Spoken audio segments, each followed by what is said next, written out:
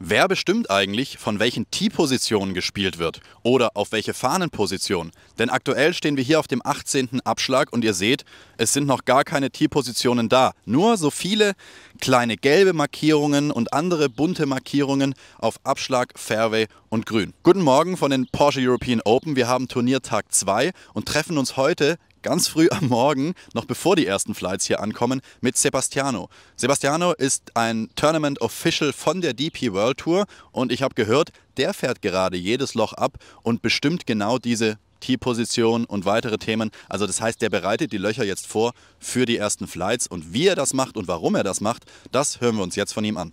Ich weiß nicht, an welcher Stelle wir das jetzt reinschneiden vom Video, aber es ist einfach gerade super spannend. Wir sind an dem Wasserloch 17 und die beiden, der Tournament Director und Sebastiano, nehmen sich richtig Zeit, aktuell die Pin-Position für morgen zu bestimmen. Die sind hier schon 15 Minuten auf dem Grün. Es geht darum letzten Endes, wie viele Yards die neue Pin-Position möglicherweise von der Front of the Green entfernt ist. Sie messen immer vom Anfang des Grüns. Und in ihrer vorherigen Planung sollten es 8 Yards sein. Sie meinen, es sind aber nur 7 Yards.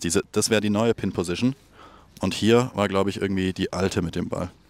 Und er hat mir eben erklärt, das hier sind genau 8 Yards hier bis Anfang des Grüns. Das passt. Und das hier sollten auch 8 Yards sein, sind es aber seiner Meinung nicht, weil er zieht hier eine Linie und macht dann einen rechten Winkel. Und jetzt sieht man, wenn man hier einen rechten Winkel macht, zielt es nicht aufs Tee, sondern daneben. Und sie nehmen sich hier wirklich viel Zeit, weil es ein wichtiges Loch ist. Nach dem Abschlag kann ich im Wasser liegen. Und jetzt ist Sebastiano nach hinten gefahren zum Tee, hat gelasert, wie viel ist wirklich die Entfernung hierher. Also das wird hier absolut akribisch gemacht mit den beiden. Schon 10 Minuten und am Ende geht es da um einen Yard. Ja, also knapp einen Meter oder was. Also ist echt super spannend auf jeden Fall. Very exciting.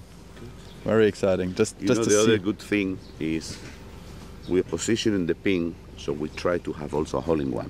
Yes, okay. Inside not the tournament, Yeah. you give a hole-in-one, you Yeah. know. So you can make a hole-in-one if you hit it straight there. Yeah. But also, With the slope. if you hit here with the backspin, Yeah. the ball will roll and can go in the hole. Oh, okay, So okay. basically you got 2 ways. Yes, yes. Hole-in-one. So you have two struggles. You don't want that everybody goes into the water. That's why you want the 8 yards. It's a mix. Yeah. We want the joy of the hole-in-one. Yeah. But we also want sometimes the tragedy Yeah. of a guy Yeah. hitting a few bad shots and ruining the tournament. That's what people want to see. So the mix of a difficult pin position, but still a doable hole-in-one position. Correct, Yeah. yes. But you do this only with this position for tomorrow, or is every pin position you take a possible hole-in-one position? Well, what happened here in the previous days Yeah. is that we had the wind blowing this way. All right. Okay? With the wind blowing this way, with the backspin, Yeah. the ball can go in the water and it's not fair. Yeah. So we have waited for a wind direction coming from the northeast, which is a little bit downwind, Yeah. that will help All to play right. the hole better. All right. But So you Jano does that every day for every green, every hole. Look at the forecast and he decides what he wants to do. So you have your plan at the beginning of the week, but then you see on each day May how change. is the wind. Maybe we change. Yeah. Depending So on the forecast. really exciting, really interesting. I thought, okay, you have your plan on Monday, and then we know the pin positions, put it there. But you look every hole every day. Even the same morning, Yeah. or maybe this morning, Yeah. if the weather is completely the opposite what we thought, we do changes. We change pins, we change tees, we change a lot of things. Wow. Just to make it Interesting. really Interesting. Anyway, I'll leave you with Jano, who's the expert. Yeah. Welcome to the channel. Welcome. It's a pleasure. Thank Yeah. you. So what's your job description here at the DP World Tour? I'm a tournament official and referee. So on this tournament, I'm refereeing, of course, and I'm also in charge of course preparation. I was here on Thursday last week, so I've done the marking of the whole golf course, penalty areas, out of bounds. And during the tournament week, I am in charge of setting up the back 9 holes, so 10 to 18, which means deciding where the tee should go, setting the tee markers each day, and then deciding the pin positions for the week. Okay. And we will do it together now on 18, and you show us That's right. what you're doing on this hole. That's right, let's go. Thanks a lot. So you take out your yardage book. Just let me see what, okay. You want me to, You just explain what you are does doing. you wanna Yeah. see what we're doing Sure. here? Okay, so that's hole 18 on the yardage book. That's the same book that players use, okay? And we also use it for... Are you preparing it before the tournament? The DP World Tour is preparing it? No, we've got somebody in charge. It's an ex-professional player who does it, and he's worked with us for so many years. He does this every week, week to week, for the players and for us to work on the golf course. And Very detailed. it is very detailed. And then I like to note everything down, wind information as well. So today the wind, you see there is a little compass here. Yes. Okay, that gives me the idea of how the wind is blowing in relation to the hole. So today we've got northeast wind, which means it's blowing off the right. Okay, it's a side wind, so we don't really have to worry too much about going forward with the tees or remaining at the back of the tee. Sometimes when we're playing strong into the wind, we would like to maybe go a little bit forward, just to make the hole, you know, keep the same level of difficulty of the hole. Don't make it too hard for the players. So, but in this case, it's not big winds today.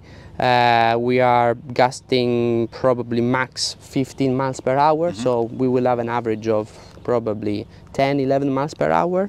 And as I said, it's side winds on this hole, so all we have to do with the tee markers, we will just keep coming slightly forward. This little dot is yesterday's position. All right. And what we'll do now is we'll just come slightly forward, one or two paces, and we'll set today's tee marker. Okay, so I usually aim the first tee marker to the target, which is in this case just middle of the fairway. It's a straight par 5, straight forward. So I will aim it to the middle of the fairway. And once the job is done with the first tee marker, everyone has his own method, you know. My method is, once I've set my first tee marker, I try and align my second tee marker. So I'll come parallel.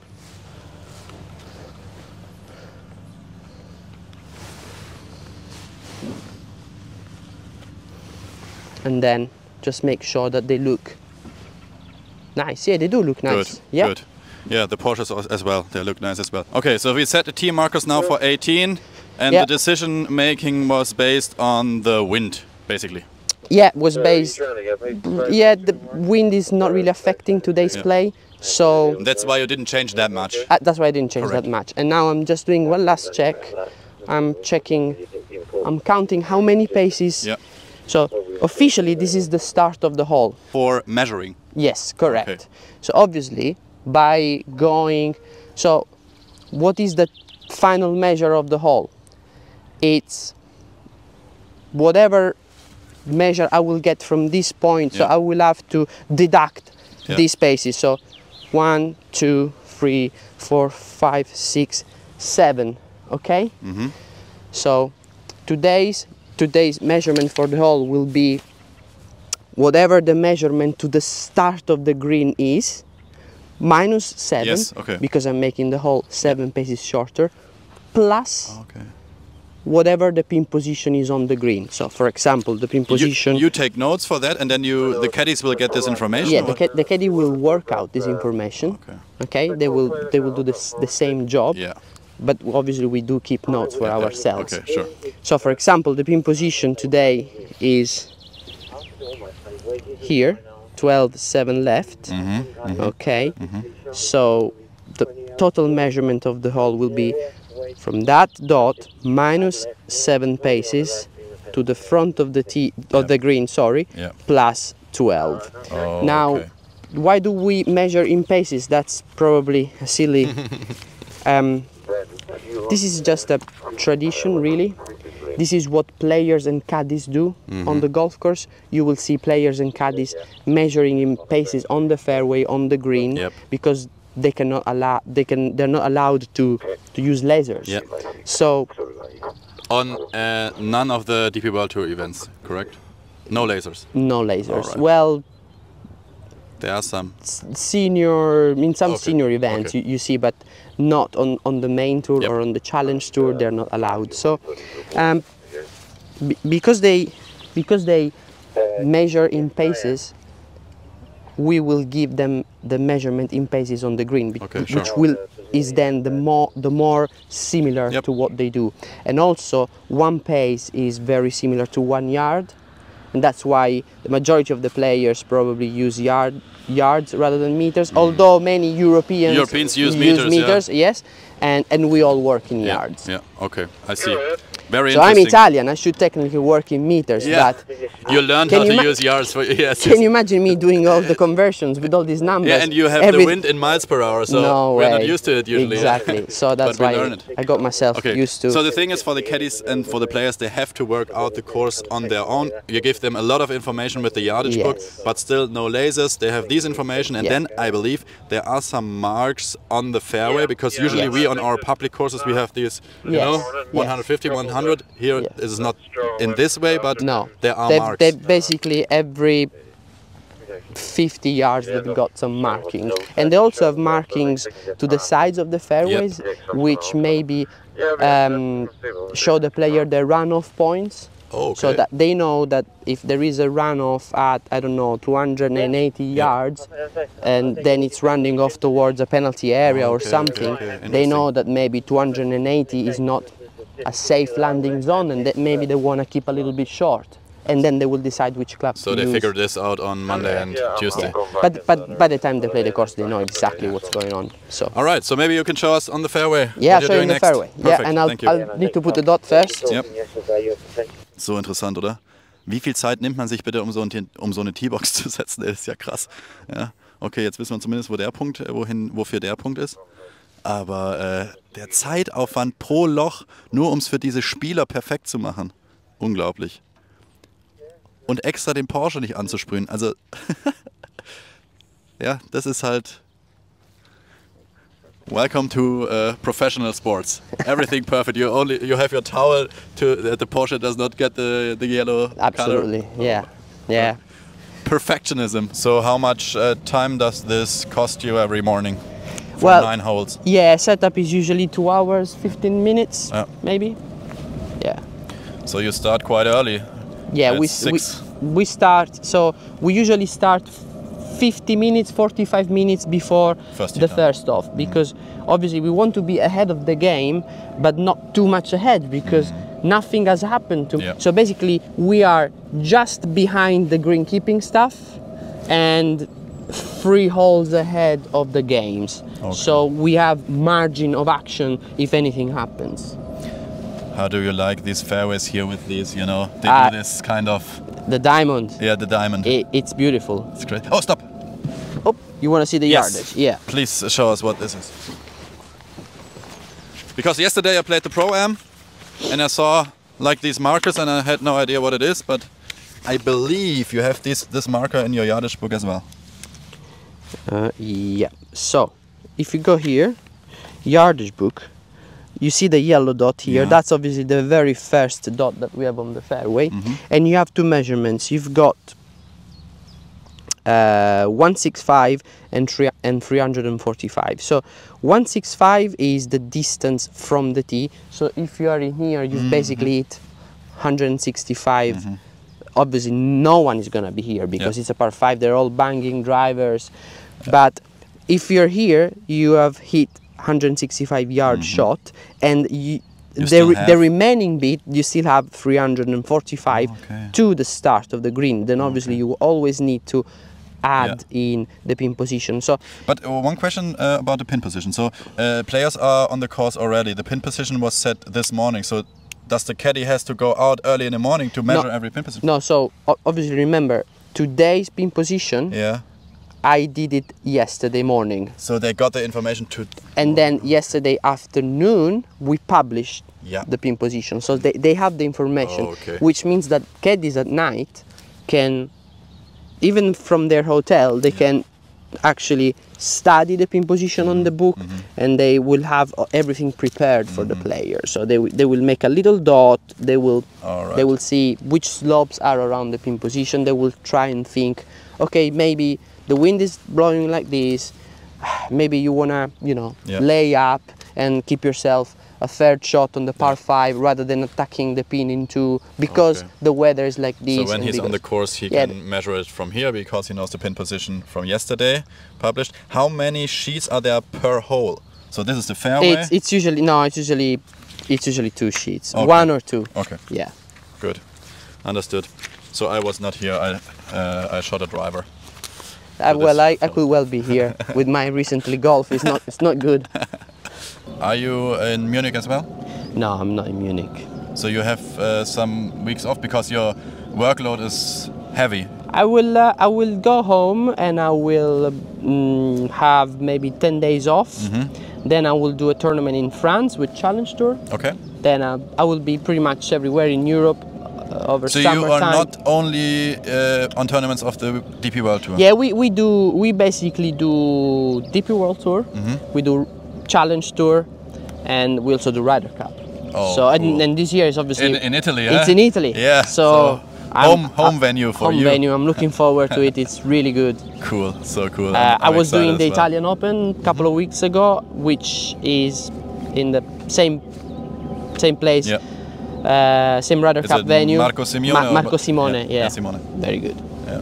Well, I'm excited. I watched Ryder Cup in Paris. Was for me so cool. Oh yeah. The whole atmosphere. I know. Even Paris on TV. Yeah, Paris was good. Yeah. So I'm gonna show you this thing here. Yeah. This is a drop zone, Okay, when you hit the water. and basically it's obviously just in front of the green we have this yellow penalty area. Yeah, because usually aren't they white? No. Sometimes they are marked white. No, so we have penalty areas can be Yeah. yellow or red. Penalty areas, yes, but Uh, the drop zones. The drop zone for a yellow penalty area is yellow. Oh, okay. Very easy. Yeah, okay, easy. And we have some white drop zones Because- for the hospitality. That's right, I saw it yesterday. Yeah, Yeah. That's a different thing. So this is a penalty drop because obviously it's the player's mistake. So plus If you- 1 stroke. Plus 1 stroke if you finish in the water, and the drop zone is an additional option. They have a couple of options, and in this case they can also drop in here in this circle here. But I don't have to drop in here? Because No. usually the rules are where I cross the line. Yeah, they and can- then I can go behind as far as I You're want. very good with the rules. Well done. I'm a golfer, a little bit. Very, yeah, but not everyone remembers But you that. know what I'm thinking always when I see on public courses, when I see drop zones, I'm wondering, do I have to use them or can I just go by the rules? And You can have it either way. The committee may decide that it's a mandatory drop zone Yeah. or not. Okay. In our case, we decide in our hard card, which is our rules for the entire season, our drop zones for penalty areas are not mandatory. They are additional options. Okay. So they can either use the rule or come in here. It's their Okay. choice. Okay. Mm-hmm. And this is a penalty drop, whereas Yeah. the white drop zones, as you call them, Yeah. that we put along the hospitality, Yes. they are drop zones for Free drop. free drop because it's a hospitality unit. So obviously it's something artificial that shouldn't be there. Yeah, but you could also say it's out of bounds. Maybe. It's too It's too tough. close- It's too so close to the close. hole. Nah, Okay. it's too close. We wouldn't like to. And it's the same with, like, for example, this Tag Heuer thing here. Yeah. Many players yesterday Yeah. were there, and it's a free drop as well. Everything, the tag heuer, the hospitality, and the stone wall, everything is, we have decided that everything is part of the hospitality, and then you have 1, 2, 3, and 4 drop zones. And Sometimes when you watch on TV, you sometimes think the rules are a little bit easier for the professionals than for us. So with I can take my ball to a better position or whatever. What's when they are in the divot, for example? They have to play it as it lies. they have to play as it lies. That's the rules of golf. The rules are exactly the same Okay. for amateur golf and professional Yeah, golf. but sometimes there are special course rules or course conditions. Yeah, local rules obviously can be different Yeah. from week to week, from course to course, but if the finish with the ball in the divot, it's tough luck, unfortunately. But that's why we do a lot of preparation, and Yeah. we put a lot of sand in the divot so Yeah, that yeah. at least it's not deep enough, and And it's of still course- a playable lie. You And see? of course, we went out with Thorsten, the head greenkeeper, on Monday, and he said, "Hey, we we do it in a green color, so it looks good on TV. Exactly. Well, Torsten is unbelievably good. Really good, huh? The team here is fantastic. We are really lucky to come and play here with our event. The conditions are fantastic exceptional. place and fantastic team, really. So cool. Yeah. And you're a referee as well, you told us? Yeah. So when there is, sometimes you follow flights and they can ask you about rules? Yeah, basically when I'm not doing preparation, so I'm finishing on 18, I'm gonna have my breakfast, and then I'm gonna change my shoes, because obviously these are painting shoes.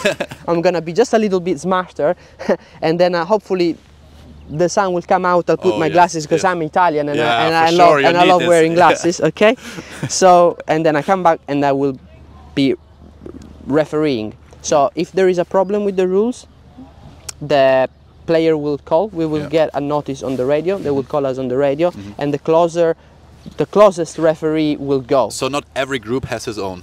Not in this tournament. Okay. Not in this tournament.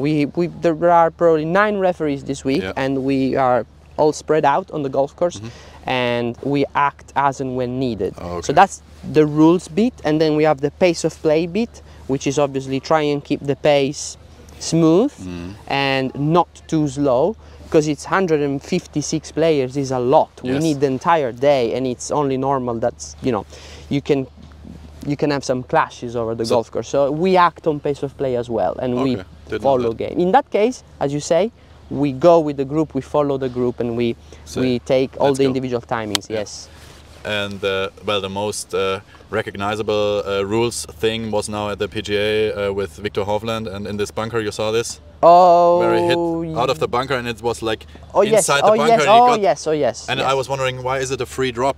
But there is some kind of rule, and that's when they call you, and you have to know everything in your head. You have to remember everything. So but every night when you go to bed, you are reading and still memorizing. No, otherwise it's not stop. stop. You're sleeping under your pillow. Exactly. I'm doing music. When I switch from golf, I play drums. Really? Yeah. Wow, nice. Yeah, it's a good switch. So we need to remember a lot of things, but to be fair, we have our guide and we've got our app. Today everything is very accessible. So, and the most important thing is that everyone can make a mistake. Even at professional level, we're professional referees, we do that every week, but it can always happen that you forget something, or you don't know how to interpret a situation. The best thing about the job is that we are a great team. So I don't need to have the answer myself. If I don't have the answer, I can call a friend and they will always help. And we always come along with a good solution. So now we're looking for the green and for the pin position for tomorrow. Yes. Alright. Es ist schon ein Riesenaufwand, den die hier betreiben, ne? Um das alles so perfekt und genau wie möglich zu machen. Aber er hat schon recht, wenn er sagt, die Regeln sind für jeden dieselben. Und so ist es auch. Und das mit der Dropzone, ihr schaut ja wahrscheinlich auch im Fernsehen, da sieht man manchmal Specials, aber letzten Endes gibt es halt hier einen Strafschlag und du kannst wählen, Dropzone oder eben nicht. Okay, sehr interessant. Jörg, servus. Alright, got the color out. Stimp, yeah? We'll do a little stimp, so I'll show you. Please, very good. Ah, stimp, okay. Torsten told us they are trying to have a stimp of like 11.5. Yes, we are actually doing very well on the stimp. We are at around 12 at the moment. So fast.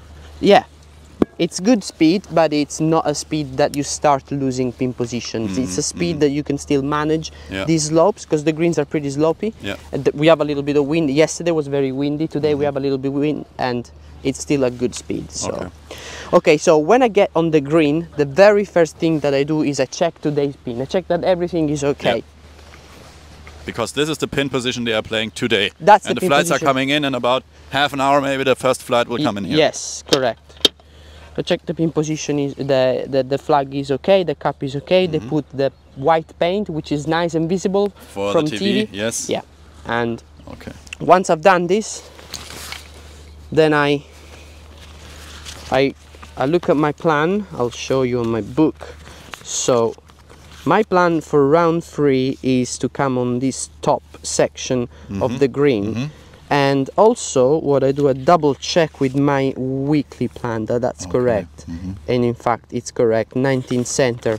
Now 19 center is a rough measurement. I took this last week and obviously I might have to change it a little bit, or maybe it will remain the same. Yeah. So what I will do is, because this is a back pin, okay, so obviously we've got the start of the green, Yeah, 4. okay, and then we got the end of the green, which is 22 yards. Now, because my pin position is at the back of the green, for me it's more convenient and I will be more precise if, rather than pacing from the front to the pin, I pace from the back to the pin. It's a shorter pace, so there is less margin of mistake. Right. Okay, so I've got my reference, I know where I have to pace. I put just, so just for clarification, there's a reference point.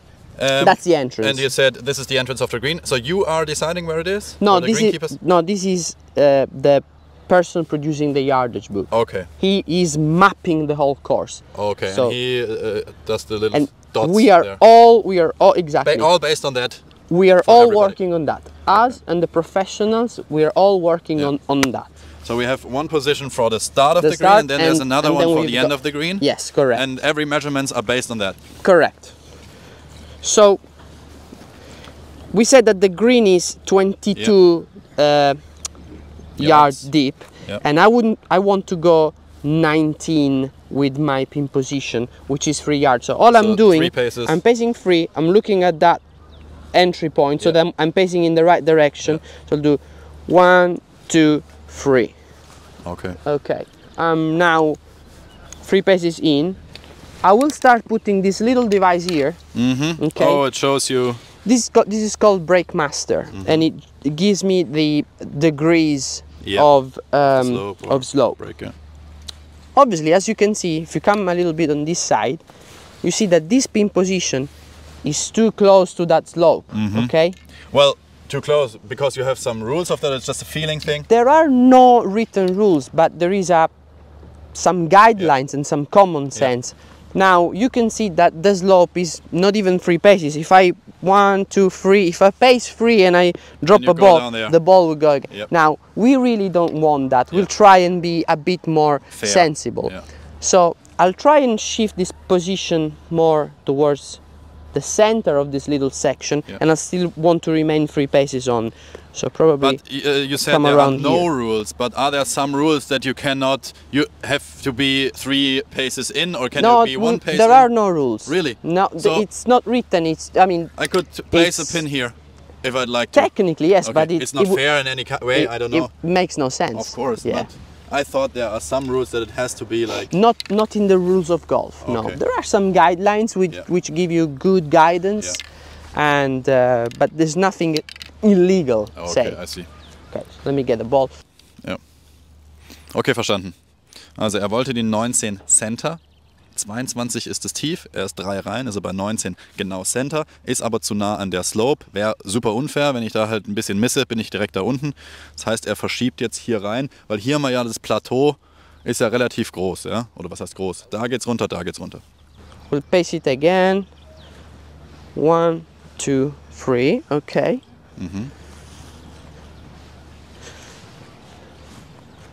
Now, because I'm looking at a center pin, okay, most of the times the pins are side pins. Yeah, so maybe they are 4 paces from the right, 5 paces from the left. In this case, it's a center pin, but it doesn't mean that it's an easy pin. Obviously, the difficulty of this pin is that it's in a very little section, okay? You've got bunkers at the back of the pin, and if you miss it short, you have the slope. If you miss it short right, you have the slope. If you miss it left, you have the slope. So it's a very... You still have to be very precise. You have to be very precise. It's a very narrow area where you have to land and stop the ball. That's the difficulty. Now my job is to try and get exactly the same pacing from one side to the other, so that I can say that it's exactly in the center. Ah, okay. Yeah. So... And it's difficult, they can't That's use a little bit difficult because, it's quite a long walk and you can get the angle a bit wrong. But what I'll do is I'll position myself like this, and I'll take a reference point, which in this side is my front left wheel, okay? And in this side is just left of the yellow stake. So I'll do this one first. 1, 2. Ach, jetzt misst er aus, aber wirklich, er will die Center Position haben, ob es wirklich in der Center of the Green ist. Ah ja. Eigentlich eine ganz einfache Methode, ne? Okay, I've got 17 paces on this side. Let's see if I've got 17 aiming at my front left wheel. Ja, that's 1, 2, 3, 4, 5, 6, 8, 9, 10, 11, 12, 13, 14, 15, 16, 17. fine, There you good go, man. perfect. Yeah, well, you do it every day, so you have the measurements in your veins. You have the feeling for it. Yeah.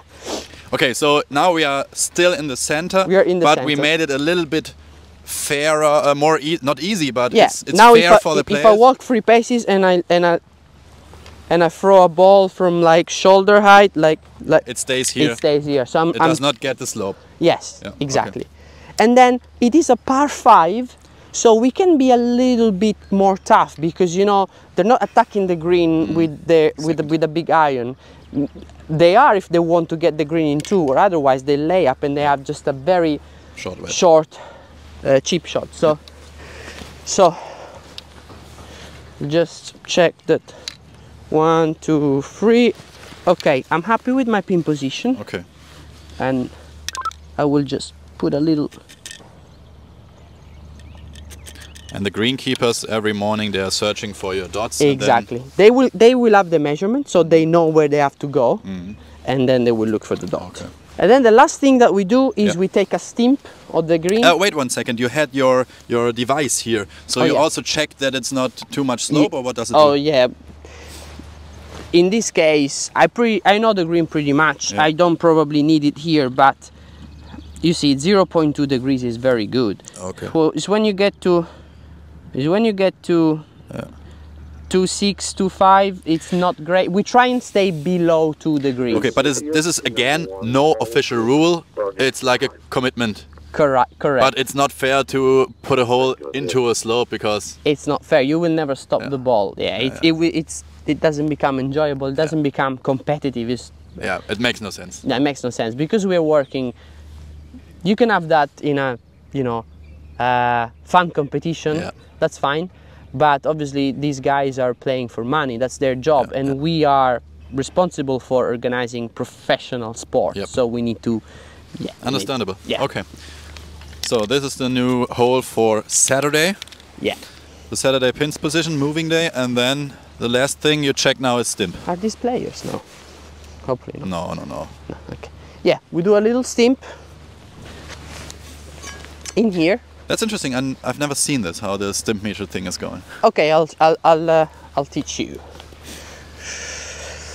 So we've got this point here, these 3 points. This is a reference that. Okay, so you it- measured earlier. Yeah, yeah. We made this with the greenkeeper at the start of the week, Yeah. and it means that that's the ideal stimping spot for the green because it's relatively flat.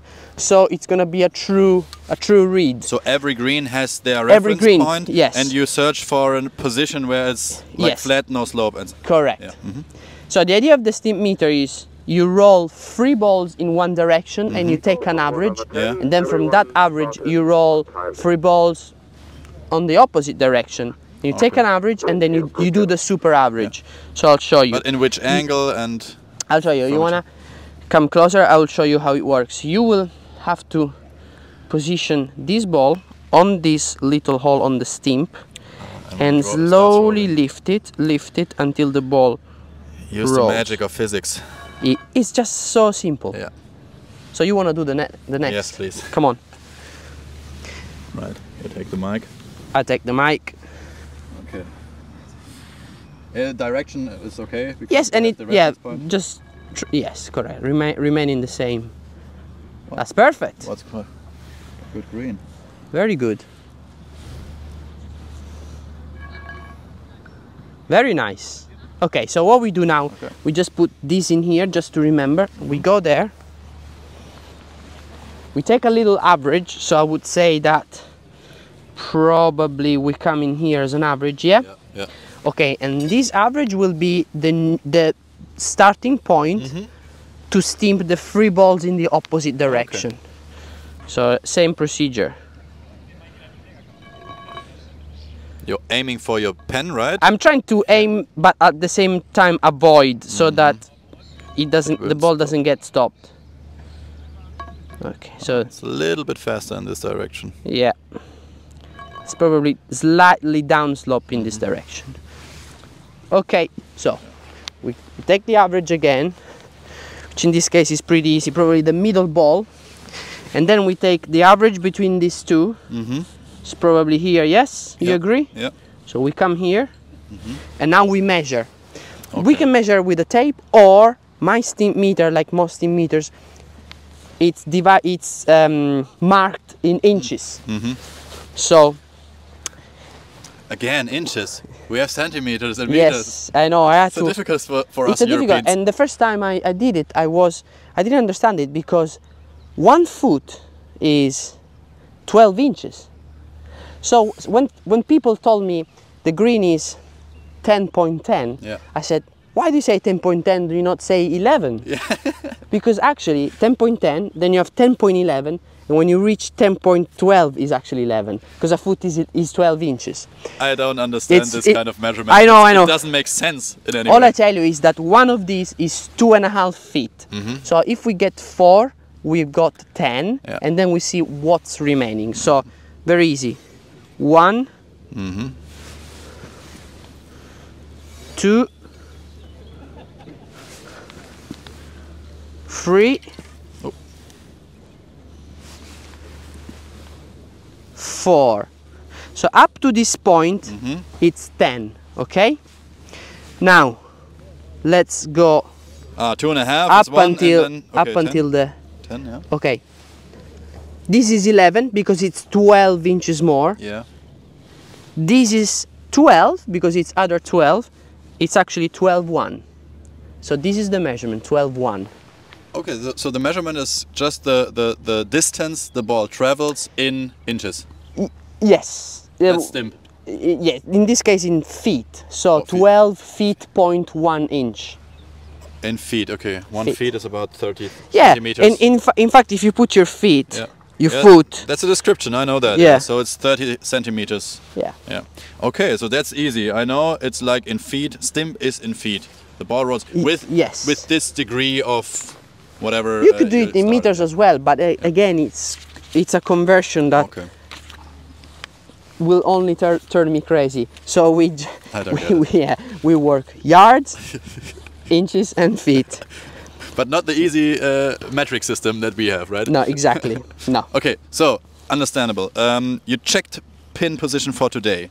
Then you set your new pin position, but checked is it too difficult or not? Is it fair enough? Yeah. And we saw, okay, it's not that fair because the slope is closer than 3 feet. Yeah. Then you had your new pin position. Yeah. Checked because you want to have a centered pin. I want to have a center pin. You yeah. checked, okay, is it in the center of the green? Yeah. That's fine, perfect. We marked it, and now we did the stimp, and we have 12.1, which is It's a quite very fast. good speed. I know for me as an amateur, it's very fast. I needed 9 holes to get used to it on the pro. It is very fast when you have a lot of slopes on the green, but at this level, at this professional level, it's a good speed to keep the greens fair, manageable. So actually, with such good conditions on the green, a bit of wind, decent speed, and tough pin positions, we will reward the better players. Because obviously the idea is to make sure that the best players come through the weekend and have an opportunity to win. Okay. Very, very exciting and very interesting information. Thanks a lot for your time. Thank you. It's been a pleasure. Very cool. Es freut mich. Yeah. Good is Deutsch. Okay. Well, it's a little bit sad that we can't meet each other again on the BMWs.